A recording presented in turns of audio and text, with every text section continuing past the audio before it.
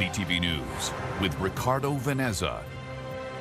Good evening and thank you for joining us. In times of heightened tension between Canada and the U.S., many are wary of heading stateside, opting to keep their elbows up at home.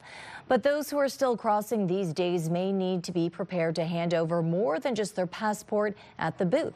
CTV's Travis Fortnum joins us with our top story tonight. Travis. That's right, Stephanie. You may need to hand over your phone. Experts say Canadians shouldn't ignore the growing scrutiny at the border, and that means having a plan for your phone should you head south.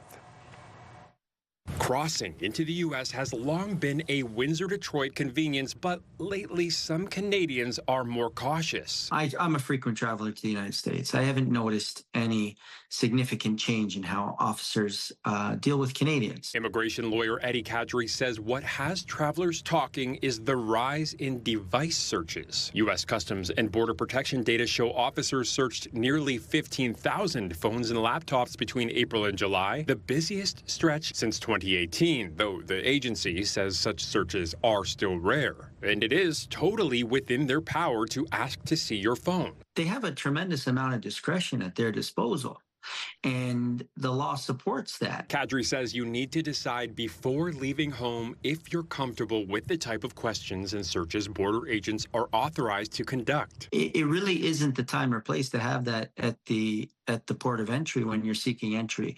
And certainly you can, but you can't expect it to go well for you at that point. Some Canadians report being turned away because of politically charged posts online. CTV tech analyst Carmi Levy says you need a strategy before you cross. One option, deleting social media or messaging apps, then reinstalling them after your trip. However, there also is the very real risk that if none of these apps are on your phone and your phone is essentially blank or bare, that might arouse suspicion when you cross the border, and that might prompt additional questions. And deleting an app doesn't guarantee your posts or messages are gone. It's very easy to bypass the limitations of removing your data from your phone because border officials certainly have other tools at their disposal. Levy adds you could leave your phone at home or travel with a burner, but the best advice remains the same. Be mindful of your digital footprint. This kind of guidance will benefit us regardless of what's happening politically at the time. And while the legal advice is to be prepared, Kadri says don't let fear keep you from crossing. By and large, the men and women who work at the ports of entry between Canada and the United States on the American side, they're good people just trying to do their job. Levy's exact advice is keep your digital footprint small. And if you don't want your employer, prospective partner, friends, or professional network or border agent seeing it, don't share it online. Stephanie. Great piece of advice. Okay, Travis Fortnum, thank you for this, Travis. In other news, Windsor Fire is asking for the public's help in relation to a downtown fire that is now being investigated as arson. Fire crews were called to this two-story commercial building on Chatham Street around 8 this morning. Hydro natural gas to neighboring businesses were turned off for safety reasons. Traffic lights were out for some time in the downtown core. Police gave the all clear after about 3 hours. There is no word on cause or extent of the damage, but we are learning this hour that it is estimated at $250,000. News today, Amherstburg's largest employer is shutting down. Diageo has announced it will close its Crown Royal bottling plant in the town, a facility that has anchored that community for nearly a century, putting now around 160 people out of work. CTV's Sanjay Maru reports.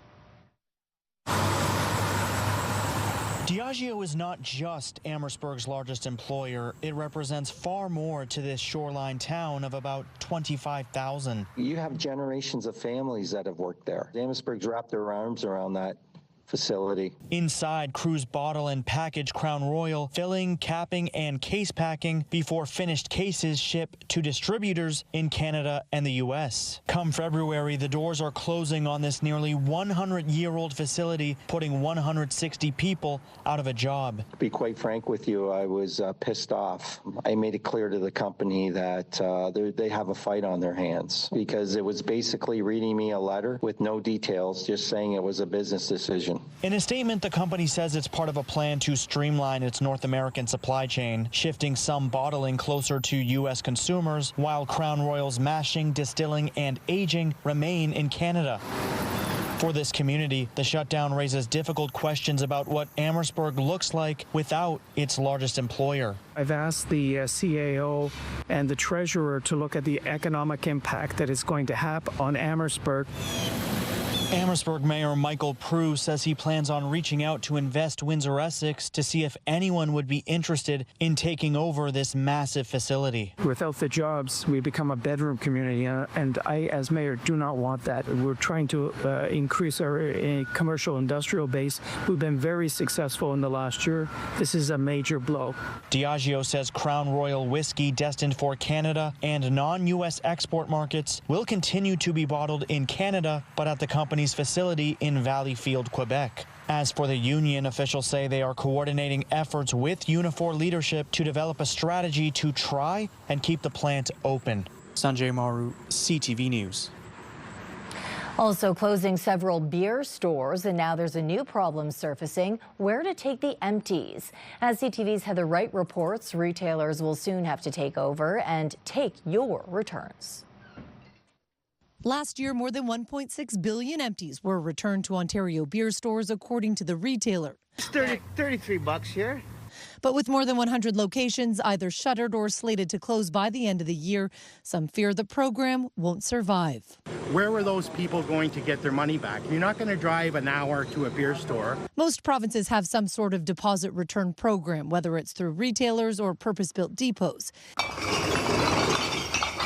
In Ontario, the program has been run by the beer store for decades, a retailer owned by international brewing companies that once had a monopoly on beer sales in the province. The Ford government canceled that contract, allowing for beer and wine to be sold in grocery and convenience stores, paying a $225 million penalty to end it early. There is more points of sale to buy it, but what's going to happen with the recycling and the empties? At this point, it's unclear. According to the province, grocery stores that sell alcohol must begin accepting empties and providing refunds on January 1st.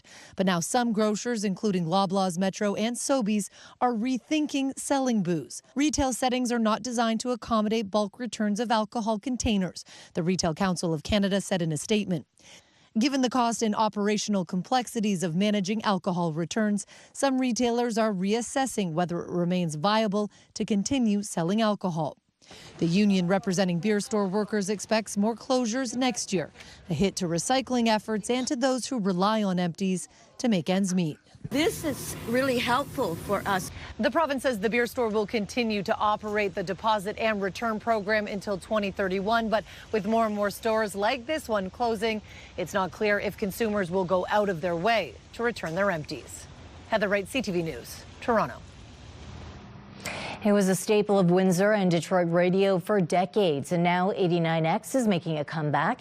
The alternative rock station that signed off in 2020 officially returned to the airwaves this morning, and CTV's Chris Campbell was there.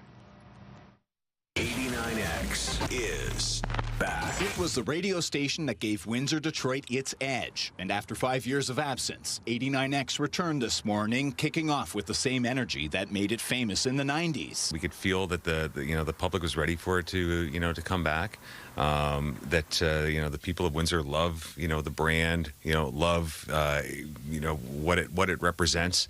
I think Windsor just loves a Windsor thing, and 89X is a Windsor thing. The station first launched in 1991. The first and last song played was Stop by Jane's Addiction. CIMX 88.7 FM flipped formats in 2020, shifting from alternative rock to country. But this morning at 8:08, the familiar 89X brand returned with a touch of nostalgia, playing Stop by Jane's Addiction to kick things off once again.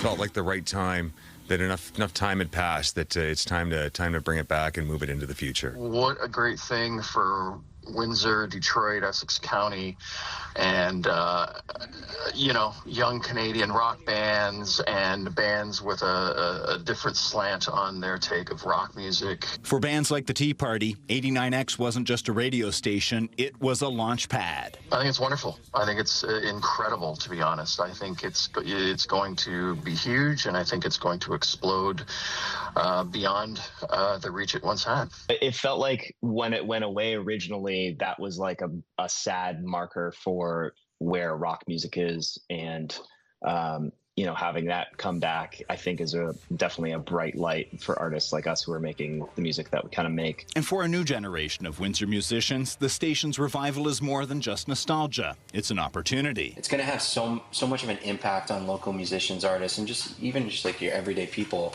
who are going to be exposed to this genre of music again in this region. And who knows what that could create in the future.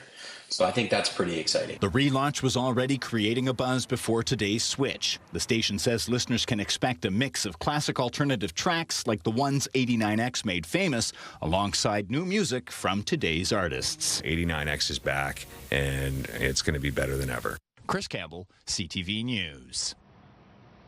Meteorologist Gary Archibald has your full weather details coming up in 2 minutes' time. An added layer of protection still ahead, using smoke and mirrors to deter thieves. Gary joins us now for an extended look at the weather, which does include showers moving into tonight, Gary. Yes, overnight, second and third waves potentially, but light showers. The rains that we did see in spots were a bit heavier along the Detroit River shoreline and Lake St. Clair, but some areas didn't see much of anything. Reached a high just shy of 23 degrees. Our average high is getting lower each day by 1/10 of a degree Celsius. It's now averaging 25.4 degrees Celsius. It was a cool start this morning, 11 degrees Celsius, and there's the big sweeping cold front. It brought significant rain showers.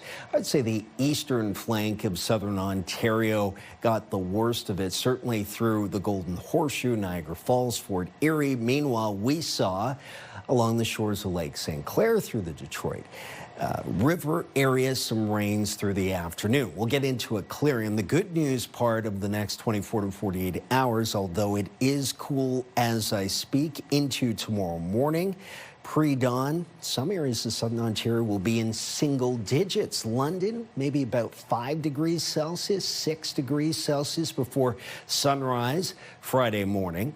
The rainfall tallies are heaviest stateside through Ohio into Pennsylvania, New York State proper, and I don't anticipate a huge breakout of thundershower activity, but there's a slight risk of a thundershower if you see it. It's garden variety for the most part, not of the severe type. Overnight temperatures for us a little bit warmer than 5 or 6 degrees Celsius. Before dawn, about 10 degrees Celsius and a 30% chance of seeing some rain activity. Here's a breakdown for you Friday. It is a cool start though. 8 o'clock. Look at this, 12 degrees Celsius. The winds out of the north, in fact, will be picking up, sustained at around 20 and then out of the northwest through the midday and afternoon, sustained at about 20 with gusts of 40. At a high of only 19, again, our average high tomorrow will be 25 degrees Celsius. So where do we go from there? Well, it gets sunnier. And look at this, perfect timing for that 3-day stretch that most of us will be able to enjoy with it off. Some of us do work the weekends. Sunny through Saturday, Sunday, and Monday. Temperatures in the low to mid-20s and will be warm for the first day of school for most. Tuesday, 27 degrees. Some will start on Wednesday, 26, before we dive back down to the upper teens with some showers come Thursday and 19. We got a snapshot today of the state of sport in Canada from the Future of Sport Commission. The takeaway from the preliminary report: abuse, harassment, and discrimination are widespread and ongoing in a culture of silence. CTV's Andrew Johnson was listening to the commissioner's assessment and recommendations. Do you see this? They traveled the country for a year, speaking to hundreds of athletes, administrators, coaches, and parents. The consensus, clear. The Canadian sports system is in crisis. As many have told us, it is broken. The Future of Sport in Canada Commission found evidence of widespread abuse and mistreatment at all levels. A lack of protection for children and Olympians alike left vulnerable. Physical punishment, sexual assault, training while injured, humiliation, intimidation, isolation tactics, failures to provide medical care, discrimination, and exploitation. The commission also found in a win-at-all-costs culture of silence, when an athlete musters up the courage to come forward, they often run into a brick wall. Lost in the web of various complaints mechanism, resulting in many feeling helpless and abandoned. The commission is making 71 recommendations for change.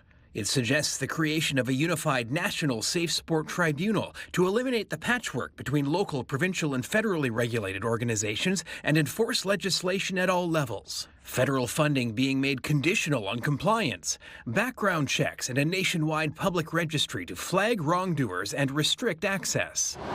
Survivors of abuse like gymnast Amelia Klein say with the release of this report, their horrible experiences are finally being validated. To have them influence what we hope is going to be meaningful change in the system is, there are hardly words to actually describe what that feels like. She says the ball is now in Ottawa's court to act. These are only recommendations that, after another round of feedback, will then be presented to government. Andrew Johnson, CTV News, Vancouver. Nova Scotia wants to be the first province to set age limits on social media use. CTV's Emma Convey explains. Ruby May has 4 grandchildren, all 6 and under. In her household, social media isn't an issue because the kids aren't allowed to use it. My granddaughters are not allowed on the internet. Anything that they watch is all pre-taped and pre-monitored by their parents. So there is no free reign. There's no YouTube that they can get on. May is a strong supporter of a social media ban for children under 16. Her reason, protection. And deep supervision if they are on it.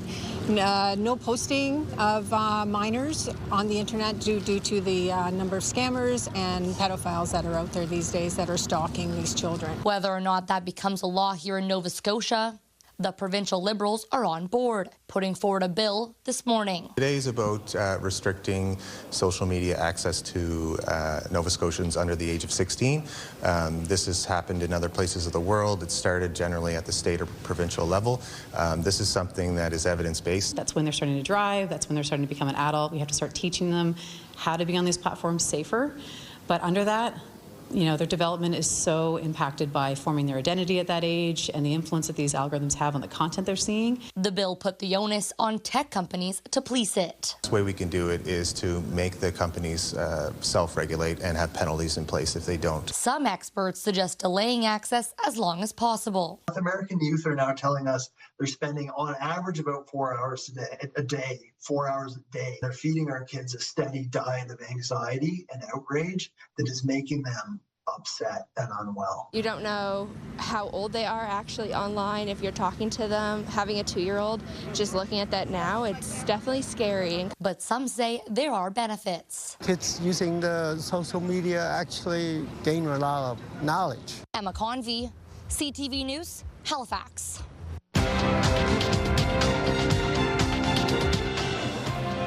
Canada's main stock index struggled to find direction, finishing flat today. The TSX gained just 2 points. In New York, the Dow added 72. The Nasdaq is up 115. The Canadian dollar gained 1/3 of a cent. On commodity markets, gold gained almost $26 an ounce, and oil is up 45 cents a barrel. Start your day with the latest local news. By signing up for our newsletter, you'll get direct local content straight from CTV Windsor to your inbox, including top stories, the forecast, and videos.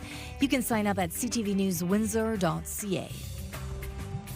Russia unleashed a massive drone and missile attack on Kyiv overnight, killing at least 16 people and injuring dozens in the first direct attack on the Ukrainian capital in weeks. This CCTV footage captured one of the explosions from the overnight attack that targeted at least 7 districts across Kyiv. British Council and European Union offices were also among buildings hit during these attacks. There are reports that the Russian ambassador to the United Kingdom will be summoned by the British Foreign Office over the attacks.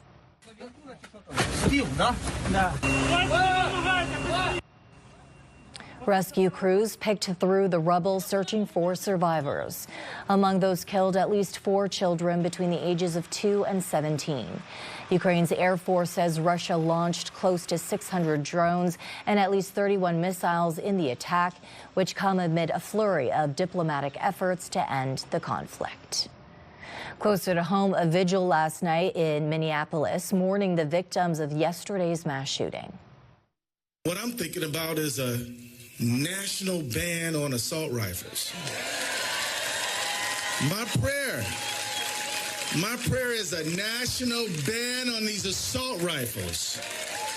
And you should know that when we used to ban them assault rifles, we used to keep a lot more people alive than we do now. 2 children were killed yesterday when a shooter opened through the windows of a church. 14 other kids were injured, along with 3 adults. A business owner in Ancaster has stepped up security after a violent armed robbery. They've installed a smoke screen system flooding the jewelry store with dense fog, hoping to disrupt the theft in progress. With more, here's Alexandra Hollick. In a matter of seconds, a thick fog floods this Ancaster jewelry store.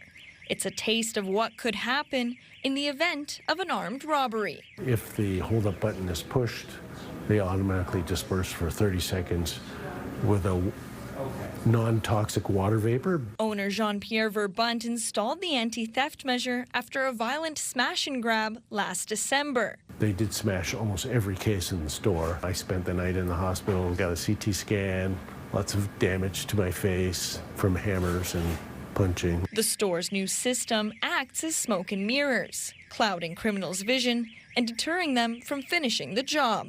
You can't see your hand in front of your face, so you can't steal what you can't see. You just want to do anything you can to try and delay them and slow them down. It's not like we're trying to, incapacitate them or something. We just want to give the police time to get here. The owner here at Ancaster Jewelers says he knows security systems won't put a stop to all armed robberies or guarantee it won't happen again. But he says he's hopeful the new measures will deter criminals from striking his store. It's really to stop yourself from being the low-lying fruit and put yourself a little higher in the tree. The device is often used in stores overseas, but since it came to Canada, it's billowed in popularity. Jewelry stores, some higher-end retail, private residences, and then some retail applications where they're looking to protect specific assets. The price for the added layer of protection starts at $1,500, but Verbunt says the smokescreen and security measures in general are worth every penny. Show all the bad guys that we have this passive resistance that's going to hopefully stop you from even trying. Alexandra Hollick, CTV News, Ancaster. Discussion here at Windsor City Hall. Windsor's top stories. A major project is about to get underway. Breaking news alerts. Severe weather is a possibility. And watch live. Good evening, and thank you for joining us. Download the CTV News app. If you've watched television at some point over the past 40 years, you've probably come across the television show Degrassi. As CTV's Andrea Case reports, the inspiration for a new documentary about to screen at TIFF came from an unexpected source. There was a notice about auditions for this new kids show. And then one day, my mom called me and told me, "You got the role." And I just grabbed my bag and left. And man, what a wild journey that started. The new documentary, Degrassi, Whatever It Takes, would never have happened without Ivy Mudd. I started Degrassi, and I'm like, why is there no documentary about this? Do you always take your daughter's advice? From now on, I will, clearly. It is the longest running and most successful franchise in TV history. 2 years ago, the then 13-year-old Ivy began watching Degrassi from the very beginning of its 385 episodes. She asked her TV and film producer mother that fateful question. It was pretty clear that, it sort of stands the test of time. So the question was, what's the future of it? And why not celebrate something that's 4 decades old? Ivy was captivated by the TV show about a group of kids in a Toronto school and their lives inside and outside the classroom. I think everything still holds up. It talks about things like eating disorders, and I feel like people can relate all over the world. Cast members were game to take part in the documentary, including perhaps its now most famous former student, Jimmy, a.k.a. Aubrey Graham, a.k.a. Drake. Mudd had to get the blessing of show creator Linda Schuyler, which was easier than she thought. We had lunch. We sort of poured our hearts out, and I don't think that she had any expectations. She was very hands-off. As for getting accepted into the Toronto International Film Festival, I've been around a while. This is my first TEF, and it is... it's incredible, and in our own town, in Toronto, with a franchise that is homegrown. It's a Toronto story, right? But arguably one of our biggest cultural exports. So it's amazing to be here. Degrassi, Whatever It Takes, will have its world premiere on September 13th at 6:15 at Scotiabank Theatre. Do you have your outfit picked out for the red carpet? Not yet, but it has to be amazing. Andrea Case, CTV News. Gary joins me again. Now, Gary, this is a documentary I would love to see. I'm sure you would. And it's a generational thing. I personally, not a big fan, but to each his own, or her own, chacun son goût. And with that, we return to a look at a forecast that I think all of us can agree doesn't look bad at all, especially for those 3 days in red. That's your long weekend, the Labor Day long weekend, where temperatures will rebound into the low to mid-20s. The sunshine starts well enough for Saturday, and we could extend it for the first day of school for most Tuesday, and some of you for Wednesday. Mixture of sun and cloud. A week from now, back to some rain. So it's shaping up to be beautiful. Look at this. Wrapping up the summer holiday. Kids, enjoy this sunny break before school starts. Good night. That's your news for this evening. Thank you for watching. See you right back here tomorrow night.